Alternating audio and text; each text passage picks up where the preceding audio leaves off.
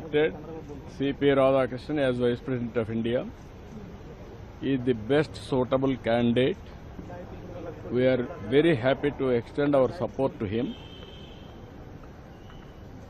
Telugu Desam joined NDA before elections.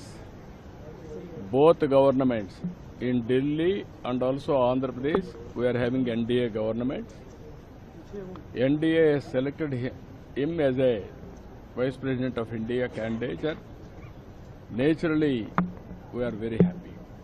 Apart from that, he is a gentleman.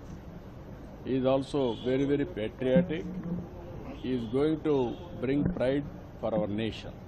That is how things are going to happen. Why you are all having media sometimes unnecessary doubts. Every political party don't suspect. Even this alliance is before election. We are together.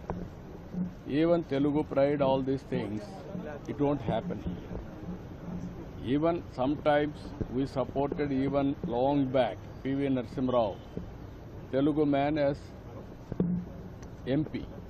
He became Prime Minister, we supported him as MP. That is a different issue. Here, we are in alliance. How can we expect that we can support other candidates? But such opposition was raising such speculation that you No, will what be I'm saying, supporting why, how